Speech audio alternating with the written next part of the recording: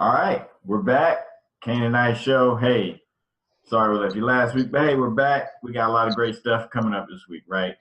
We're gonna be talking NBA season's about to start. Week 3 NFL, exciting college football, big win by South Carolina. Of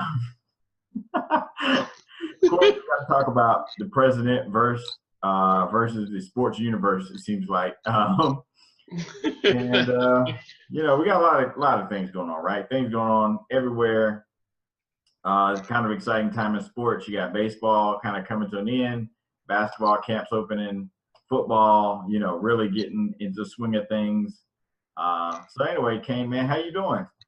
Doing pretty good, man. Been a long, busy week, but pretty good, man. Got to watch some college football this weekend, and okay. All right, I know you're always repping the U. I know you travel around. And you know this, brother. I know you travel around the local penitentiaries and visit old Miami players. Now, see, now you're being just disrespectful. Okay, so now I'm gonna have to check you and expose your ignorance. Okay, look. I know I still owe you a trip up to Columbia to visit the cesspool. So come on. Hey, man. Hey, be classy. Hey, we'll get to that. We'll get to USC in a second here, but y'all on the ropes. Yeah, well, we will, but like any great program, we fall our way out of it. You mean you bought your way out of it? Oh, I'm about to say it is the SEC. You're right. This is not Miami. We don't buy stuff and give players, illegal benefits, things like that. Y'all need to. Don't nobody want to come to Columbia. Trust me. Okay. Well, hey, they got enough people to beat down your ACC bros. Beat NC State, who went to Florida and beat Florida State. So, by proxy, I feel like South Carolina beat Florida State in Tallahassee. But, yeah. That's some broken hearts about those Seminoles, but hey, we'll talk about that. I can imagine. All right, so let's get to it. All right, so we're gonna do some quick hits this week. Then we're gonna get into NFL. Then we're gonna take a break and come back and hit you up with some college football. Really dive into that and dive into other things going on in politics, sports, the world. But anyway, all right, let's get to it. First things first. Hey, Lakers announced they're going to retire Kobe Bryant's jerseys, number 24 and number 8, which I think would make him the only person with 2 numbers retired for the same squad. First time ever. First time ever. Yeah, I think they were playing against Golden State that game. Which is a little bit of an odd choice because, it's like by far the best team in the league. So I wonder why they picked that date. We beat Golden State last year, man. Just think about that, man. So anything is possible. Well, that's true. That's true. The last 2 or 3 years, the Lakers had that one game against Golden State where they just go ridiculous and win by like 30, and then they lose the other ones. But anyway, probably won't happen this time. But it'd be good to watch and hopefully so. But I got one question. Are we going? That's all I need to know. Are we going? Let's see what we can do. We got to look up the date. We are going to be in LA in December. So maybe, I don't know. We need to look into that. That ain't a bad idea. That ain't no bad idea at all. In California love, we could be there, baby. Right. Sell that Miami helmet and that banner. That's only going to get you about $8. So never mind. I was going to all right. All right, so let's go to the next quick hit. So the NFL, Teddy Bridgewater should be coming back. It should be clear to practice in a few weeks, which his timing, I guess, couldn't be better because Sam Bradford's struggling with his knee. He's kind of week to week. But Case Keenum has been going off. So I imagine if I'm Bridgewater, that's putting a little more pressure on me to make sure I get out there as quick as I can to show what I got. Yeah, I mean, it's pretty kind of surprising. When he got injured, everybody thought, this was borderline career ending, and for him to take this time to actually get back right, and with the situation with Bradford, I thought he'd just pop right in there, and I really thought Minnesota would take a dive, but the last couple of weeks, Minnesota's looked pretty good. Yeah, they beat the brakes off Tampa. Yeah, they just beat the brakes off Tampa, and I definitely didn't see that one coming. Case Keenum looked sharp. Yeah, He looked sharp. yeah. All Can right. he keep it up there? That's the question. Let's go back to NBA. Of course, big move right at campus opening. Carmelo Anthony, member of the Oklahoma City Thunder. Thunder with a huge offseason. They've traded for 2 all-star level players. To put with Russell Westbrook, you got Paul George, and now, of course, they finalized a deal with Carmelo. You're going to have Carmelo, Westbrook, Paul George, Steven Adams, and I guess they'll probably have like a defensive stopper or something, playing starting at the 2. I mean, is that team to beat the Warriors? No, but they should be interesting. It'll be fun, but I got one question: who in the world is going to play defense? I mean, Paul George. Okay, he's okay when he wants to be. Yeah. We all know the black hole ain't playing no defense. Come on, man. Hoodie Mello? Nah, I ain't playing no D. Not down, especially not this advanced age. Yeah, he's not going to just. He might play some defense if Tommy from Power show up. That's about it. All right, so that's a good point because Westbrook doesn't really play much D, right?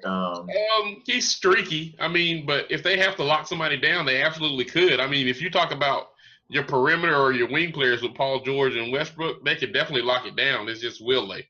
I see L'Oreal and Marymount. That's what I see when I see the team. They're gonna try to outscore everybody. Right, and I'm interested to see like how Melo and Westbrook manage those in the game situations. You're talking about no passing. Woo. No. Yeah. Yeah. Well, if it's like last 2 minutes of the game and you're not featuring Melo offensively, he might as well be on the bench because he ain't gonna stop nobody, like you said. So you do better put him on the bench. That won't happen. All right. Next NBA thing. Speaking of Banana Boat Brothers, Dwayne Wade gets his buyout from Chicago. Supposedly looking at Cleveland, Miami, and I think I read somewhere San Antonio's possible. Yeah, I thought I saw San Antonio and on the list, but I don't know. I really think I'm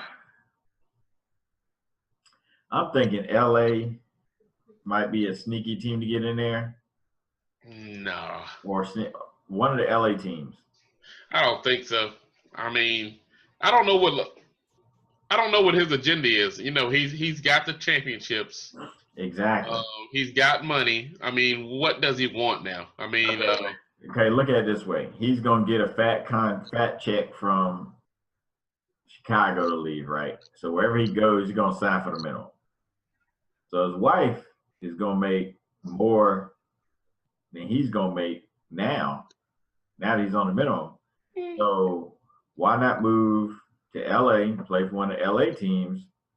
Because that's only gonna help her career, right? Because actress.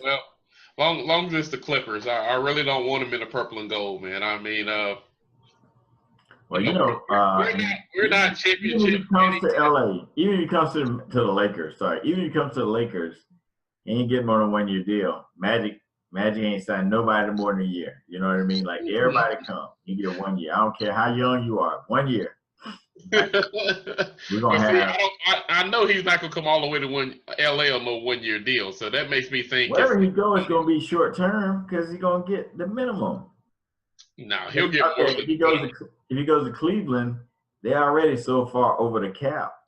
It's gonna be I guess they're gonna have to stroke that check because if LeBron wants him there, it's gonna happen. Yeah, I guess we'll see. I think he probably will end up in Cleveland if he doesn't go to LA, for the wife's career to make things easier on her. No, she better stack them Delta miles and fly on out there by herself. But I don't know.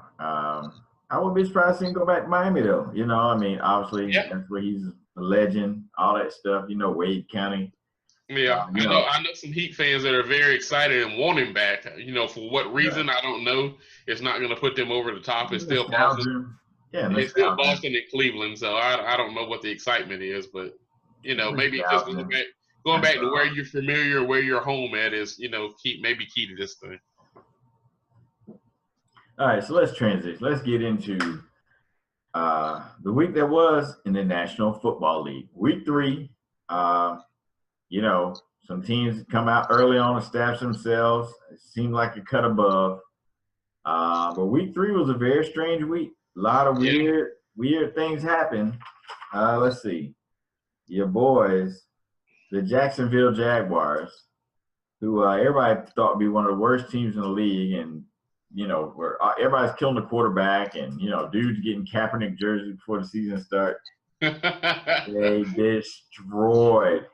destroyed the Ravens. Now Okay. I know. Okay. I mean, was it a beatdown? Yes. Could I see it happening? I could have, because Baltimore is so one-dimensional and Flacco driven. If Flacco does nothing, Baltimore does nothing. There's nothing else. They don't have no running game. That defense is gone now from a decade ago that won them championships. It's all Flacco now. So if Flacco doesn't show up and show out, I can see anybody in the league beating Baltimore. Not like that. For the Jaguars. Not like that. Yes, they are terrible. Baltimore is terrible. And for all the people who tweeted me, well, it was in London. Baltimore had traveled to London. You do realize Jacksonville had traveled to London too, right? Like you do understand. They played in Duval County. No, they played in Duval County, right up in Florida. All right. So let's see what else was surprising. Titans beat Seattle. Put some points on the team because Russell Wilson broke out. Russell Wilson had a big game, and the defense, Legion of Boom, went bust. Yeah, I call that one. I just don't trust Seattle's other offensive components. Their offensive line is terrible. Even though Russell Wilson had a breakout game, Russell Wilson throwing for 300 yards is unheard of. But I just don't trust their outside weapons. Right. I thought Tennessee could pound them in the ground by just running the ball with Henry and your boy. So kind of call that one too. All right. All right. Yeah, I didn't see that one coming. All right. What about Skins beating the Raiders and the way they beat them? Yeah, I didn't see that one coming. I thought it'd be a competitive game because I do respect the Redskins' offensive power. But I thought the Raiders would have just as much offensive power. So I really didn't see that beatdown coming. I saw maybe a shootout, but I did not see Oakland getting shut down the way they did. So I think you got to give Washington's defense a little credit for that. They showed up on that one. Yeah, I think Crabtree and Cooper this season, that game, had like 1 or 2 catches more than you and me. And we didn't suit up. Was Josh Norman covering both of them? Good Lord. It was crazy. He's talking a bunch of smack after the game, boy. Woo. Yeah. He went in. All right. Bills beat the Broncos. Guess that was too shocking because the Broncos, they know they look spectacular against Dallas, but the Broncos, quarterback still learning, so I'm not totally shocked by that one. Bills aren't terrible. Yeah, the Bills aren't. Bears beat the Steelers. That surprised me. That's surprising. Yeah, shout out to Glass. I know he was happy. It won't last but a week though, brother. Chill out. Jets beat anybody, and they throttled the Dolphins. That surprised me. Yeah, that was surprising. The Dolphins laid an egg right there. I know a lot of Dolphins fans being down here in Florida. Man, they had put that one in the win column weeks ago. Trust me, they were happy about playing the Jets. And to go up there and lay an egg, man, I was like, oh, man. I felt worse than them than I did for the Giants fans. Yeah, you didn't feel bad, Giants fans. Stop lying. All right. We'll talk about that on the Eagles show. All right, so let's get and of course the game I went to, the Panthers came in undefeated, playing at home against a winless New Orleans Saints team who was missing 2 corners and 2 offensive tackles. And so I called blowout. I was like, oh, this is going to be a blowout, Now I got the teams wrong because the Saints blew out the Panthers. But But yeah, so that surprised me. Yeah, that was a big one there. I thought this would be the week that Carolina's offense finally gets rolling. Cam Newton looked worse than terrible these first couple of games. I made a joke on our Twitter page that that the Panthers were allergic to the end zone and couldn't find it. And man, it just continues to manifest itself. I don't know what's wrong with this team. I think they lost Kelvin Benjamin sometime during the game, but with that, it's still.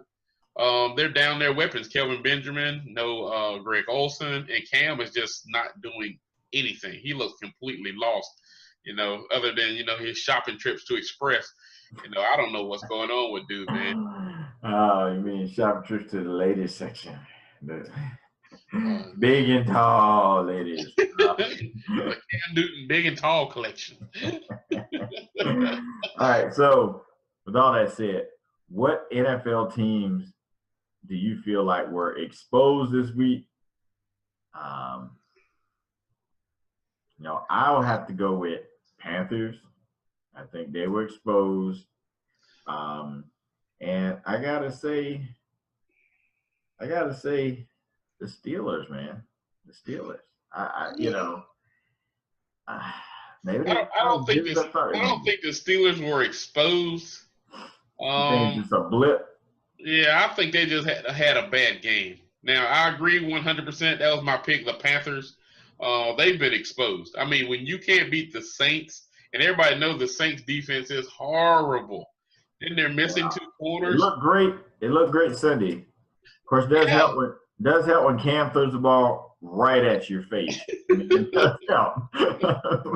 Yeah, I thought they really got exposed, and I don't know where they go from here. I really thought Carolina would bounce back this season and challenge Atlanta for the division title, but this doesn't look like the case, man. The Falcons look legit, although they've won a couple of close ones. Chicago had a chance to beat them at the end, and so did Detroit. So this same Atlanta Falcons team could be 1-2 right now instead of 3-0. Well, I'll say this: normally, right, the Super Bowl loser, the next year, it's like there's little close games. They lose and they don't get back to playoffs.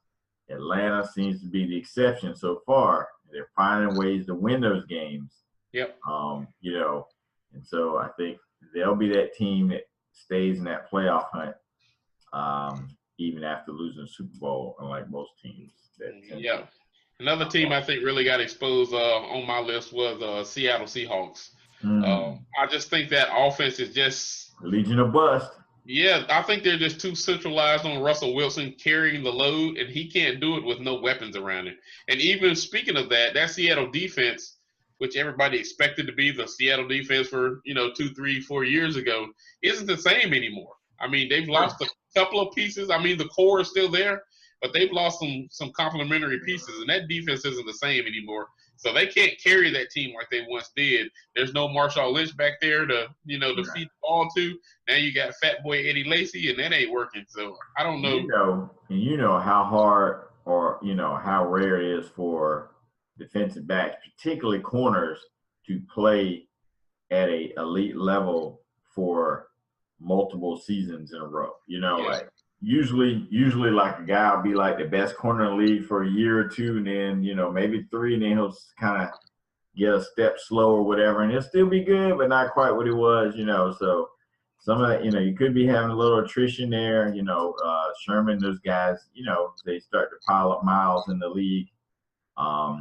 Especially when you look at the offensive line being so bad, it means defense going to be on the field more mileage. But anyway, we're going to take a break. Stick with us. We're going to be right back. We're going to be talking some college football. A lot of exciting stuff going on in college football. And actually, the weird thing was college was full of, this past week, a lot of seemed like it's going to be upsets, and then reality popped in. And now I guess all the upsets rolled over to Sunday because they didn't happen on Saturday. It was kind of a strange week. But anyway, stick with us. We're going to come right back. We're going to talk college football. We're going to talk the president versus the NBA, the president versus NFL, president versus North Korea. No. Anyway, hey, we're going to holler at you. Be right back.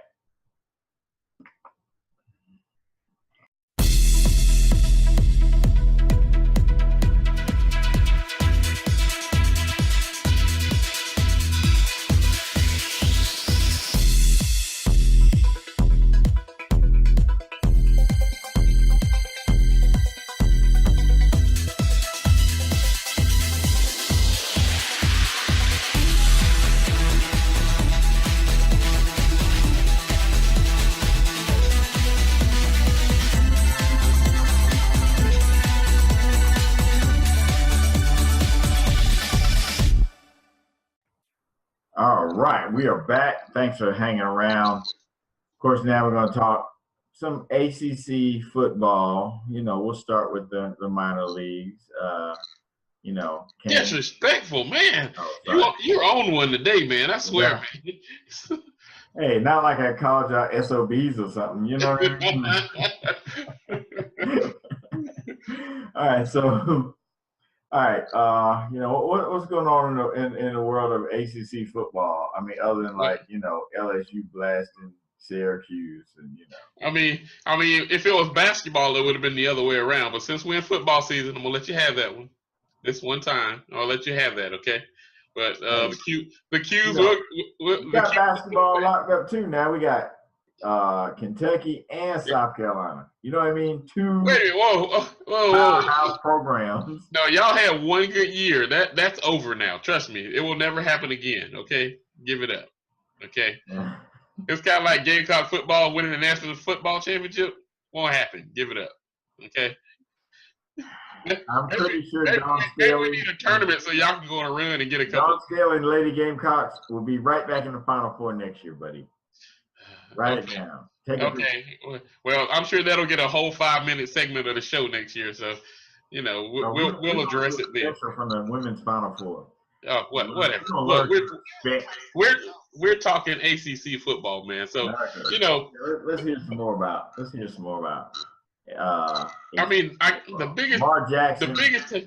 biggest takeaway of the weekend is, the preseason favorite to win the ACC championship is now 0-2. And yes, I'm talking about the Florida State Seminoles. They got beat by NC State this past weekend. And it really wasn't as close as the score would dictate. Yeah, I know there's some broken hearts out there in Tallahassee, man. And I'm not saying it's over, but if you look at them and look at Clemson, it's over. Clemson struggled early with BC, but they opened that can of whoop ass in the second half and kind of poured it on them. Miami did the same thing with Toledo. Actually, Toledo was up 16-10. I was there at the game, 16-10 at halftime. And I don't know what Mark Richt told those boys at halftime, but they came out and scored 6 touchdowns in the second half and put this thing out of reach. Whatever, man. We went to the gold. We went to the black and gold club after the game. So yeah, that might have happened. I'm sure there's probably a special Miami player entrance at King of Diamonds or any of those places. You're so jealous, man. I mean, it's all in your face, man. It's all in your face, the jealousy. The zero door. Yeah. Oh man, so yeah, we had our basketball battle. We had Duke and North Carolina. Duke beat North Carolina, so North Carolina's really, really down because they lost a lot last year to the draft. I want to say they lost 8 players to the draft last year. So North Carolina lost a lot. Yeah, the quarterback, both starting wide receivers, defensive end, defensive back, or free safety. Yeah, they're decimated. So North Carolina's definitely in rebuilding phase this year with Duke taking them to the woodshed and beating them down. Big surprise of the week, not really a surprise to me, Virginia Tech continued to roll. At home, they blew out an opponent, and they're setting up the showdown for next weekend. ACC game of the week is going to be in prime time on ABC, 8 o'clock Saturday night. We've got Clemson and Virginia Tech, man. Not saying Virginia Tech can pull it off, but hey, if somebody's going to beat Clemson, this is going to be one of the teams that's got a good chance at it. So, game of the week in the ACC again. In Clemson? What's that? Is that in Clemson? I need to look it up. I want to say it's in Virginia Tech. Okay. Yeah. It's in Blacksburg. Okay, and you know how hyped up they get at night, so that should be when they play that Enter the Sandmans and they bring them in, that place gets crazy, man. Clemson, of course, first time starting quarterback. Yep, hasn't been in a battle yet. You never know what's gonna happen. Right. You never know what's gonna happen. He handled himself well at Louisville, but the game. This might be a little different, and I don't know much about Virginia Tech's defense, but if they can put some pressure on them, I think to win, you're going to have to put some pressure on that quarterback and force him into some bad decisions, or otherwise. Yeah. Because to me, he's actually like a more physical runner than Watson. He is. He's definitely a better runner than Watson is. I think Watson's a better overall leader and better arm talent, but that's because of the experience Watson had in the system. Mhm. But Clemson's defense is going to be, to me, the deciding factor in this. I just don't think Virginia Tech has enough firepower to get past Clemson's defense. I'm not saying Clemson's going to win the national championship again, but they're going to be right there again. Just because of that defense will keep them there. Right. So if Kelly Bryant can show up and make a few plays, they're going to be tough to beat. If you don't get your defense to force Clemson's offense into some turnovers and turn those into points, I see. Now of course once you get to playoff, you're talking about the best 4 teams in the country. Obviously at that point, anything's possible. I'm not gonna say Clemson's favorite, but just going through their regular season schedule. They're gonna be tough, man. I mean, they keep answering the bell, and that defensive line is ridiculous. Yeah, it's what I told you before. I told you what they said before about Clemson's defensive line. All 4 of the starters are projected to be first or second round picks. So that just lets you know what you're dealing with. And, a couple of them were sophomores. This is ridiculous, man. That they're talking about this line like this. So it's gonna be a pretty tough one here for Virginia Tech. Right. Not saying they can't win it, but they're gonna have to have some help. Clemson's gonna have to help them out. Clemson will be undefeated till they play South Carolina. Then we'll knock them off. All right. That's gonna be an interesting game, and I think I smell a bet on that one later on this season too. Because we're gonna go to Charlotte anyway. Your home, your town up there. Since the ACC championship is there, I'll be there with you. We'll be watching Miami and Clemson in the ACC championship. Sorry, Miami. Okay, that's a failed drug test right there. See, failed drug test. Okay, so Miami's allergic to the ACC championship game. All right, here's a trivia question for you: who has more ACC championships in football, South Carolina or Miami? Miami. Miami has 0. South Carolina has 1. They haven't been in the ACC in decades. All right, so whatever. Go talk about your pay for play league. Whatever. Get on to that little thing. All right, let's talk SEC. Let's talk big boy football. Oh man, football.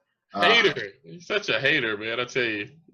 Hey, well, you know what? And all of this is going to tie into later. We talk about the SEC, which obviously Alabama is part of SEC. So all is going to tie into what we talk about later. Miami, one of the most prominent Miami grad. Well, I don't know if he graduated. One of the most prominent former Miami players.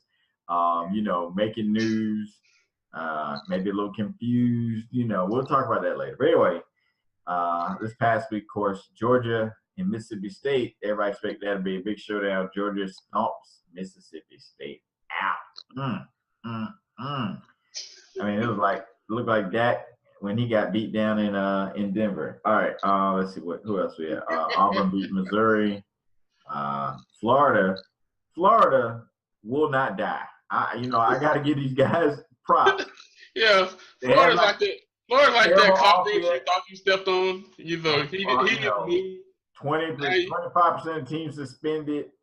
Quarterback looked like he's about as talented as me at this age. And they found a way to beat Tennessee. They found a way to beat Kentucky. Man, Kentucky gave it to them, man. That was ridiculous. Man. Now I kind of feel bad for Kentucky because they haven't beaten Florida from 1984 or something like that, 86. Yeah, I thought this was the year. I was like, let's freak back. I'm like going into the fourth quarter. I'm like, man, this is it. Kentucky's gonna pull this off finally. Get that monkey off their back. And then they remembered that they are.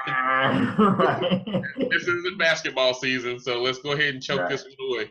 Let's see what else happened. LSU beat down ACC power Syracuse. Texas A&M beat Arkansas in Jerry World, and Arkansas is wearing some custom one-off Cowboy style uniforms to honor Jerry Jones because he went to the Hall of Fame. All right, that's why y'all got beat. UMass lost to Tennessee, so Tennessee beat the tough UMass team, Lou Rowe and all them cats, Wow. Marcus Camby. Wow. The main event from this past week, South Carolina defeats Louisiana Tech. So in dramatic fashion, Louisiana Tech had given up 0 fourth quarter points coming into the game. And who had they played? And South Carolina, they played some other teams.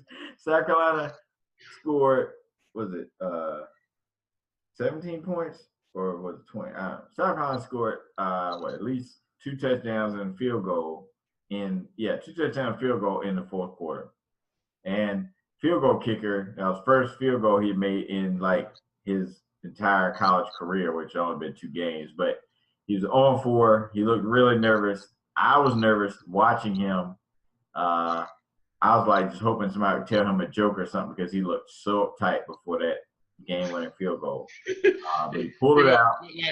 Looked like Willie Beeman was about to throw up out there or something? No, he looked way more uptight than that. I mean, he looked like, you know how like boxers look like right before they like when they're in their corner and they're about to go out, like turn around and go out, kind of got the like, little hoppy, kind of uptight kind of look. That's how he looked. And I was like, man. And then Louisiana Tech called timeout to ice him, even though I don't know why you'd ice a guy who's never actually made a field goal, but you do what you do. And he was looking so nervous. I was like, man, so please make this dude laugh or something. But he did it, got the monkey off his back, won the game. I imagine had a great night in Columbia, but Has there ever been a great night in Columbia? Oh, whatever. I mean, if you're watching, won national championship. I mean, if you're watching live PD, you might have a great night in Columbia, but that's about it. I mean, I actually heard that the show actually is in Columbia. I know. But anyway, I think they showed up. Somebody used to go to Columbia for some great nights. Yeah, I think they showed up at the football dorms a couple of times. Whatever. What, to get autographs? All right, so let's get to it. Yeah, on a police force. We don't recruit thugs, Hey, another piece of trivia. Do you know that Michael Irvin was in The Longest Yard remake because it was filmed in jail and he was probably actually like serving some time? Did you know that? All right, so anyway. They couldn't find any actual South Carolina players to play football. No. All right, so let's get to it. Of course, college football. We got to talk about our Cane and Ice way too early Heisman power ranking. So who do you have at the top of your Heisman power rankings? Currently, I still got Baker Mayfield. Miami. No, I got Baker Mayfield up there at number 1 still.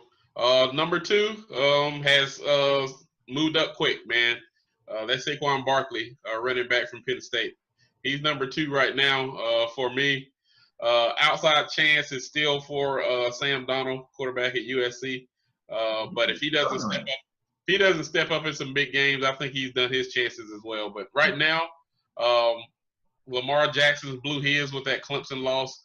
It is not the fact that he lost. I mean, because he lost last year to Clemson, but he still won the Heisman. But this year, he got wiped out at home. Yeah, that's a good point. Yeah, last year, he especially that second half, he put on a show and he carried them to even making that game close.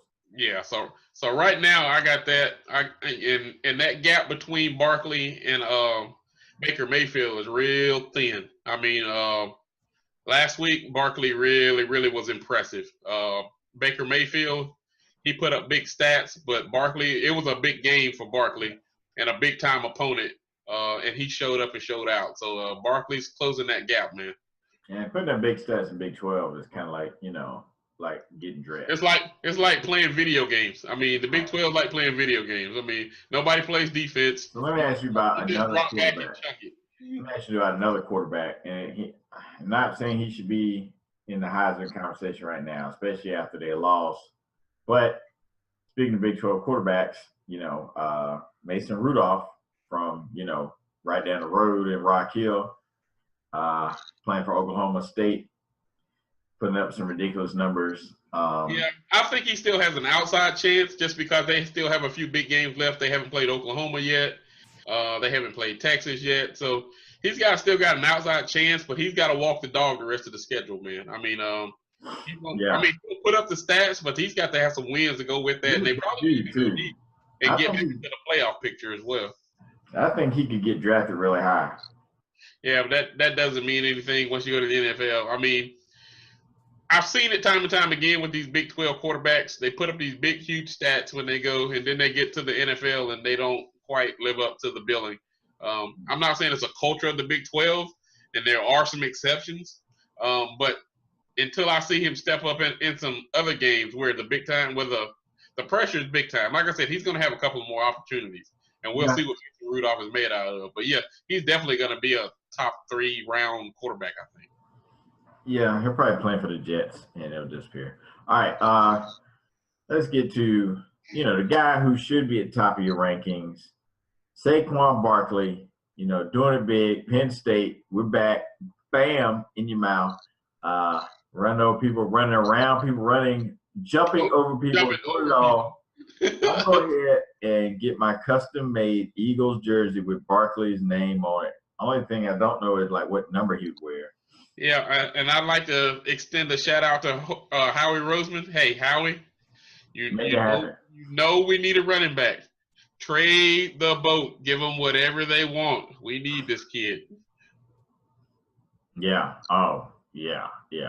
Especially after missing out on, several guys who will be productive over the next few years. All right, so let's get to it. I don't want to rehash exactly what the president said and the tweets on it, because we all know by now, right? And everybody's been talking about it. Everybody's doing shows, been all over. Every player's been asked about it. Training camps in the NBA, after game for NFL. I guess let's start with basketball, right? We know the Warriors were non-committal. Well, I should say non-committal. Yeah. Warriors never seemed really interesting going to the White House, and I guess I get the White House isn't going to extend an invitation if they don't think it'll be accepted because they don't want to lose face, and she kind of had this little dance back and forth. Finally, Trump tweets out, I'm not inviting him because Steph Curry is hesitating, That's equivalent to a an 8-year-old. You took my balls. I'm taking my ball. I'm gonna go home. I'm not playing with you. I mean, exactly. It's so childish. It's ridiculous. But considering the times and who's in the White House, I can't say anything about it. I mean, it's commonplace now. Something childish, something stupid, something ignorant comes out every single week. And I'll say this before, once he took office, because, there's kind of been this, once he took office or once he won the election, and especially once he actually got inaugurated, there's a lot of talk between, or some sports media, how are teams going to handle this, right? Basically in the predominantly black sports, how are they going to handle this? And I honestly thought, I hope, and at that moment, I thought, I hope people do not skip going, because it bothered me when Obama was in the White House and certain high-profile athletes would skip the White House trip, right? And I'm like, well, why are you doing that? And well, I may not agree with a certain policy, whatever. That bothers me. I'll leave the politics out of it. Respect the office. You know what I mean? So once Obama left and Trump came in, I was hoping that people wouldn't skip going, because I know how much it bothered me when my guy was the president, right? But I had to change your heart. The respect for the office now is not. That's what I'm saying. When you are personally calling people out, when you're using profanity, when you're, just a lot of the things he's doing, it's just so unpresidential that I can't even tell anybody to respect the office. You know what I mean? I mean, you're calling grown men who you disagree with just because you don't like something they're doing, which is their free right and will to do. SOBs? I mean, seriously? Right. I mean, I guarantee you, if you were in a dark alley with half of these SOBs, you wouldn't say a darn word to them. I mean, it's utterly ridiculous. The lack of respect that comes from the office now. It's not even about teams wanting to go because it's the president and to respect the office. That happened with Obama. I guarantee you, there were plenty of players who went to the White House when Obama was president, that didn't like his policy or didn't vote for him or didn't like something he did, but they at least respected the office then. The respect for the office thing is just totally shot now, and that's the biggest difference between our current president and President Obama. Well, yeah, because and I have to look back, but I don't think, maybe I'm wrong, I think when Bush was in office, I don't think people were skipping the White House visits. You know what I mean? And we know a lot of people didn't agree with his politics or the party's politics, but he didn't, insult. He didn't insult. He didn't insult your mama. Right. Exactly. Now, of course, he didn't have Twitter, all that stuff back then, but he did behave like, I have some home training, right? Are you president that has no home training, man? So I don't know. I had to change of heart. I'll say that, and I can definitely understand why somebody, especially because he just made it so personal. And to me, I guess to your point, it's so childish. It's like can't control himself. Like the whole Jamel Hill thing. The fact that the White House and the president are talking about a media member who criticized the president is so ridiculous. That they even, like, it's so beneath where the office should be, because we all know in America, no matter who the president is, no matter who he is, he's going to get a lot of criticism from media members, right? Yeah. Whether it's one side or the other, now you can argue about which presidents get the most or whatever, but they all have, people make fun of them, people mock them, like it's just part of American media, right? So it's so beneath the office to even do that. But then the whole Steph Curry thing, like, doggone, like, it's just ridiculous. I'm gonna take my ball and go home. I don't want to play with you. And you got then he talks about NFL but you know what, like, I say this, and not to get too political and take this off too far left,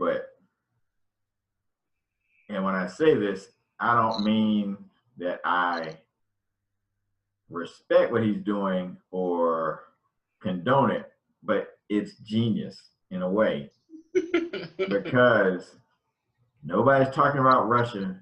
Nobody's talking about you possibly violating laws. Nobody's talking about you possibly being impeached for screwing up and giving out too much information, because we're all worried about what you got to say about, the SOBs. Exactly. I mean, I'm not blind to the fact that this is planned, this is staged. Because every time something heats up on him that's serious, the Russia investigation or anything else, he does something. Yeah.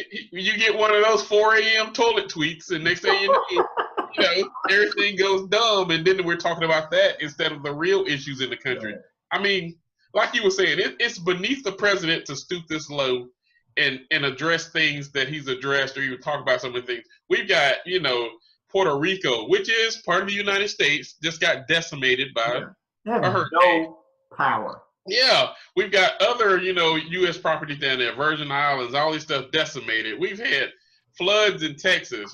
Florida there's still places in Florida that don't have power from Hurricane Irma, man. This is ridiculous. We've got, North Korea. We're on a virgin border with North Korea. All of this stuff that we've got to address. And he wants to argue with the media and talk about somebody who's on free right, to take a seat or take a knee and, protest against something, this is what we're talking about. Utterly ridiculous, man. And also, where was he when he made the statement? He's in Alabama. There are no NFL teams in Alabama. But I guarantee you, and the crowd's going crazy, right? Ah! If that joker said, let some out of Crimson Tide throw up a black fist and cut their scholarship and send them home. Well, depends on where he was at. I mean, I think he was in Huntsville. He may not have made it out of state of Alabama. Okay, at that point, their loyalty to Trump died, like saving above Trump. You know what I'm saying? He's a dumb guy, but he's a smart guy because he knows how to, throw that little thing out there that gets you off. He's got to point the crowd. Oh yeah. Because they had just interviewed his son. They just busted them on using email servers for personal stuff, and now Mueller's cracking down on the investigation.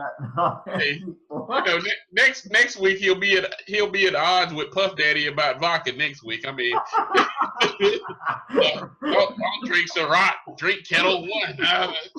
But I mean, anything to throw something out there just to get some people off subject. Off focus off of him and the office. And the job. Trump calls out 50 Cent. I created power. I created power. Kane ain't gonna die. I said Kane ain't gonna die. Tommy and Ghost are based on me. It's gonna be huge, people. I was telling 50 about my show. It's gonna be huge. He's bigly. It's so bigly. All right. So of course his comments, I guess, sparked all sort of different reactions from different teams around the NFL. Steelers didn't even come out for the anthem. You had some teams sitting. The Panthers, the whole team, normal came out and stood, except Julius Peppers, who stayed in the locker room. You had a lot of Saints sat down or kneeled. You had teams, with owners. I think Jacksonville they all kneeled as a group, locked arms. Some other teams locked arms.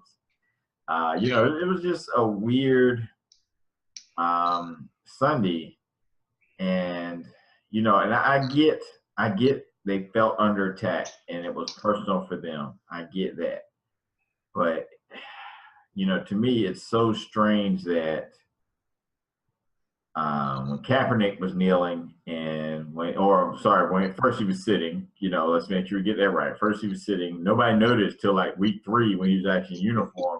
Week 3 of the preseason, he was actually in uniform. And he was asked about it, and he said, because I want to bring attention to, police violence against minorities. And, the non-convictions, all the things that go along with that. And you didn't see, half the NFL owners making statements. You didn't see, teams doing all. I mean, you saw some demonstrations and you picked up a little bit, but you didn't see the kind of reaction you saw to this. Which I don't know. In a way, it almost bothers me that somebody, and I guess President of the United States and leader of the free world, and this is beneath him, but at the end of the day, he called a bunch of people SOBs. That probably ranks number 840 on most ridiculous, outlandish things and insulting things he said since he's been in office, right? So it's not even close to some of the other stuff he said. But everybody wants to rally behind this. Where was this same level of engagement from, the commissioner, all these owners? Oh, this is a simple answer. It's because Donald Trump's threatening their pockets now. He's telling people to walk out of the stadiums.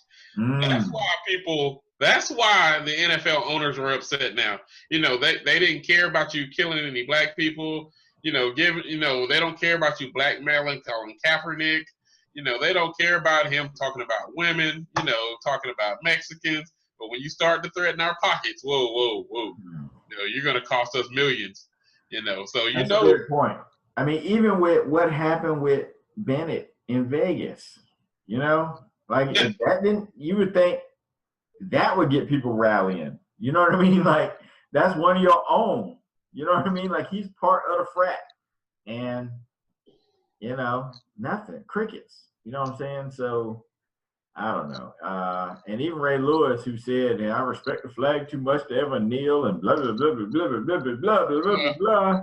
He wasn't kneeling. He was Mr. praying. Miami, Mr. Hurricane, what did he do? Get down and kneel on 2 knees. No, he was praying. He wasn't kneeling. Okay. He got confused. He thought he was there for team prayer. And then it was revival that week. So he was praying. Gotcha. He was dressed like, he was going to like a tent revival right after a Miami football game or something, like you need to go. Hey. We're talking about respect here. Yeah, well, come on, Ray. Respect yourself, player. Yeah, I have to agree with you right there. Ray's kind of threw himself in that Steve Harvey, Kanye West kind of mold where, he's not really an activist. He's just out there talking. And, personally, I like Ray, love Ray. Of course, I love my youth players, but, lost a little bit of respect for Ray a few weeks, few months back when he ran his mouth on this crap. And right now, Ray just needs to take several seats, sit your old butt stabbing ass down, and just shut up. I mean, yeah. Do that for me. Ray and OJ, Yeah. You and OJ go somewhere. You, OJ, and Michael Vick go somewhere and sit down and shut up. That's all you need to do. Just go play golf, whatever. Go to Mar-a-Lago. Go play golf. Go play golf with Trump. Shut up. Just shut up. I don't know, like Ray and OJ. I don't know if Michael Vick wants to be in like any sort of competitive environment, those two, because we know if Ray or OJ gets upset, I'm just saying. Hey, accidents are known to happen. Just, Mike, if you do go, make sure ain't no sharp objects around. That's all I'm saying. All right, so let's get to it. Of course, we've been taking questions through Twitter, taking questions from Facebook. So I got a few.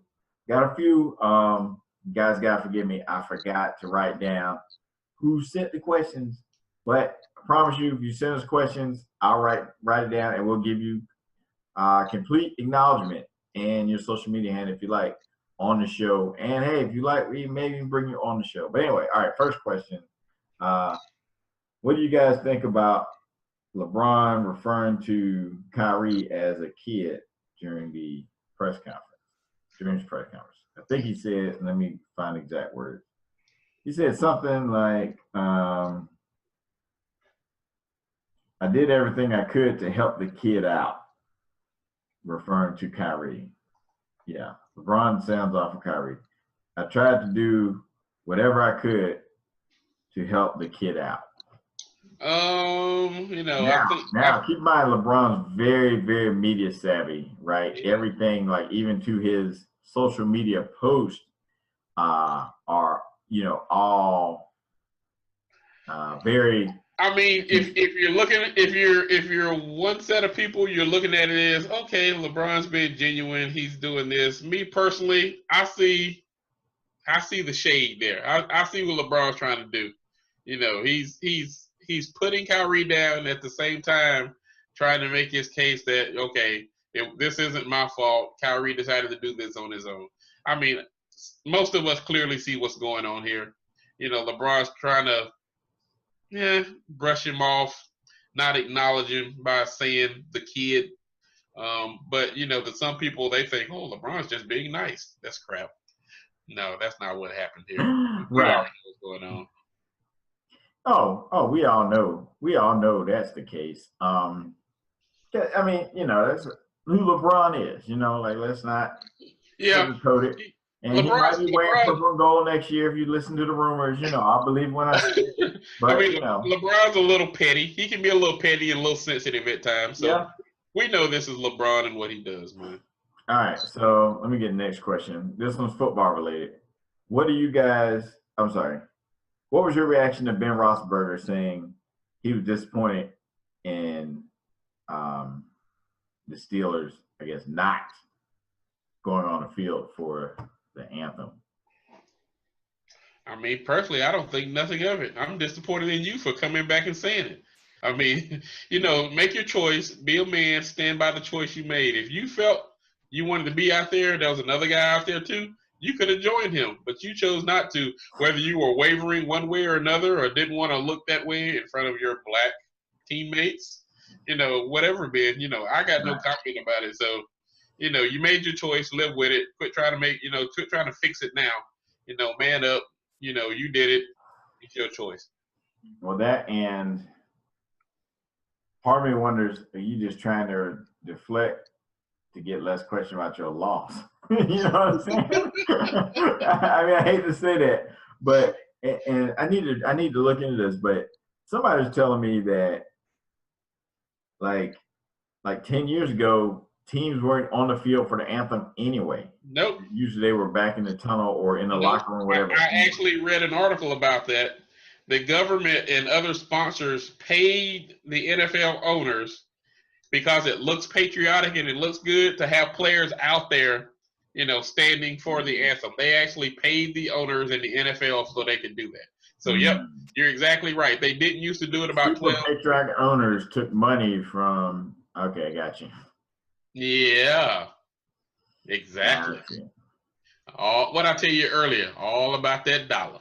Everything to make a dollar. Where's Dion when we need him to sing "Must Be the Money"? Yeah, we can squeeze that into the show. Yeah. All right, gotta talk to Elsa to see, because we might have to pay Dion a royalty if we use his voice. So, I gotta get Elsa to do that for us. All right. So we do appreciate the questions coming in, but for Ben, I'll say this. You need to regret that new hairstyle, dude. I don't know what that is. Have you seen his hair? No, I haven't seen it. Oh, dude, it is. What's he got? He got like an S curl or something? It's terrible. It's like long, but it's all slicked back and it's like down. I mean, he looks like an 80s wrestler. So just Google it, man. Oh my gosh, dude, that's what he should be regretting. I get what Tomlin was trying to do. Is, you know what? Some of y'all want to protest. Some of y'all don't. You're going to get a lot of questions. If you go out there and you don't take a knee, people are looking at you sideways. Like, if you do take a knee, people, some people are going to look at you sideways. So why even deal with any of that? Let's just stay back here, and then we'll go out there together and, do our thing, right? So I get what he was trying to do. And obviously I guess sort of backfired in a way because, it became the story. And with them trying to avoid being the story, they became the story. So I get what he's trying to do, because not everybody, just because you're black doesn't mean you need to kneel, right? You might feel more comfortable standing because for whatever reason, right? Like, nothing wrong with that. Just like there's nothing wrong with person. To me, if it's not genuine and it's something that you don't feel and that you don't want to be a part of, don't do it just because everybody else is doing it. Be an individual, be yourself. If you do feel this, then yes, step forward, get educated about it so you can speak on it positively and make some change. If you're not saying, like I said, if it's not your thing, don't follow the crowd. Just go do your thing. That's right. All right. So, hey, man, great show. We appreciate you guys checking us out. We are, well, when you watch this, we might be at 20,000 views.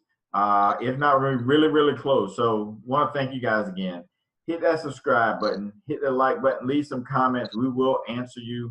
Hit us up on Twitter, Facebook, and just keep interacting with us. Help us keep growing. Hey, let's see if we can get this thing there. 30,000 for the end of the year. See what we can do. All right. We got this. Hey, anyway, I want all y'all to have a great week. Make sure you check out our other shows. We got a lot of great stuff coming. We're going to have some great guests, some guests you haven't seen on the show before. I don't even want to speak to it yet, but it's going to be huge, people. It's going to be huge. All right? Anyway, hey, take care of yourselves. Take care of each other, all right? Peace. Put that you down.